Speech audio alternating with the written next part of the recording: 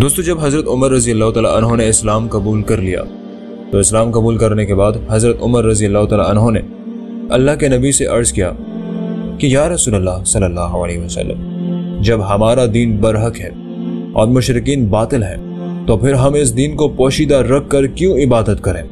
آپ مجھے اجازت دیجئے، رب کعبہ کی قسم جس نے آپ صلی اللہ علیہ وسلم کو حق کے ساتھ مبعوث فرمایا ہے، اسلام قبول کرنے سے پہلے میں کفر یا مجالس میں بھی اعلانیہ شرکت کرتا تھا۔ اب میں دین اسلام کی محافل کا بھی خوب چرچا کروں گا اور دیکھوں گا کہ کس میں اتنی جرت ہے کہ وہ آپ صلی اللہ علیہ وسلم اور صحابہ کی طرف گندی نظروں سے دیکھ سکے۔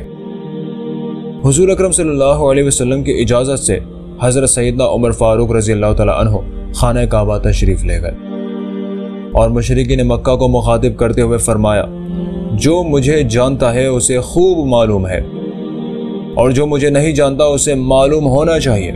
میں عمر بن خطاب ہوں، میں نے اسلام قبول کر لیا ہے اور حضور اکرم صلی اللہ علیہ وسلم کی اطاعت اختیار کر لی ہے۔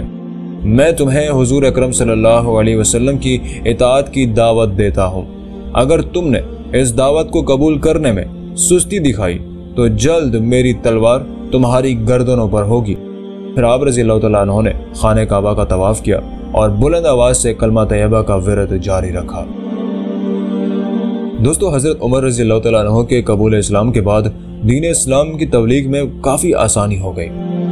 حضرت عبداللہ بن مسعود رضی اللہ تعالیٰ عنہ سے مروی ہے، وہ فرماتے ہیں کہ جب حضرت سیدنا عمر فاروق رضی اللہ تعالیٰ عنہ نے اسلام قبول کیا تو اسلام کھل کر سامنے آ گیا اور اس کی اعلانیہ دعوت دی جانے لگی۔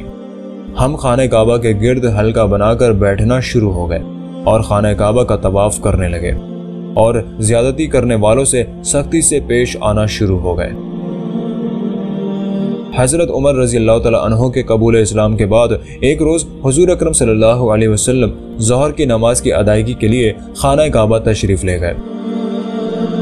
حضور اکرم صلی اللہ علیہ وسلم کی دائیں جانب حضرت سیدنا ابو بکر صدیق رضی اللہ تعالیٰ عنہ، بائیں جانب حضرت سیدنا حمزہ، سامنے حضرت سیدنا علی المرتضیٰ اور سب سے آگے حضرت سیدنا عمر فاروق رضی اللہ تعالیٰ عنہ تھے۔ حضور اکرم صلی اللہ علیہ وسلم صحابہ کرام کے پہرے پر خانہ کعبہ پہنچے اور نماز ظہر ادا فرمائی۔ حضرت سیدنا عمر رضی اللہ تعالیٰ عنہ کے قبول اسلام سے اور حضور اکرم صلی اللہ علیہ وسلم کی خانہ کعبہ میں نماز کی ادائیگی کو دیکھ کر مشرکین مکہ آگ بگولا ہو گئے، مگر حضرت سیدنا حمزہ اور حضرت سیدنا عمر فاروق رضی اللہ تعالیٰ عنہ کے رعب اور دبدبے کی وجہ سے وہ کچھ نہ کر سکے۔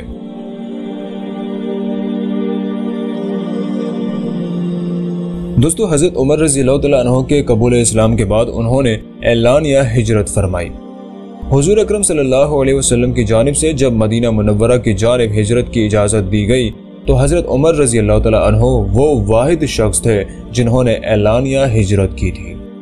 حضرت علی رضی اللہ تعالیٰ عنہ سے مروی ہے، فرماتے ہیں کہ ہم میں سے کوئی بھی ایسا نہیں سوائے حضرت عمر کے جس نے اعلانیہ ہجرت کی ہو۔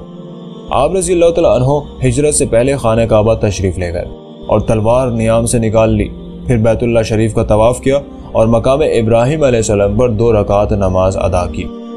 پھر سرداران قریش کے پاس گئے اور ان کو مخاطب کرتے ہوئے فرمایا، تم میں سے کوئی ایسا ہے جو اپنی شکل خراب کرانا چاہتا ہے؟ تم میں سے کوئی ہے جو اپنی ماں کو بے اولاد کرنا چاہے؟ تم میں سے کوئی ہے جو اپنی اولاد کو یتیم کرنا چاہے؟ تم میں سے کوئی ہے جو اپنی بیوی کو بیوہ کرنا چاہے؟ اگر کسی کا ارادہ ہے تو وہ میرے مقابلے میں آئے۔ حضرت سیدنا علی المرتضیٰ رضی اللہ تعالیٰ عنہ فرماتے ہیں، قریش کے تمام سردار حضرت عمر فاروق کی تقریر سن کر گھبرا گئے اور کسی میں اتنی جرت نہ ہوئی کہ وہ آپ رضی اللہ تعالیٰ عنہ کا راستہ روکتا۔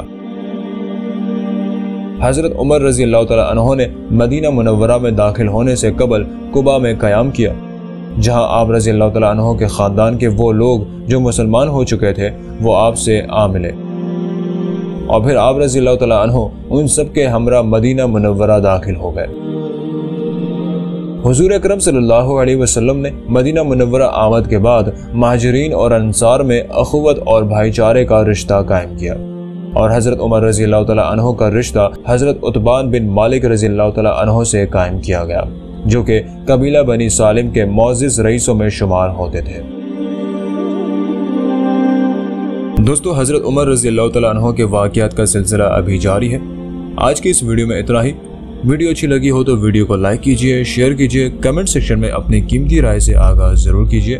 پھر حاضر ہوں گے ایک اور نئی ویڈیو کے ساتھ۔ تب تک اپنا اور اپنے پیاروں کا بھرپور خیال رکھیے۔ ظہیر احمد کو دیجئے اجازت۔ اللہ حافظ۔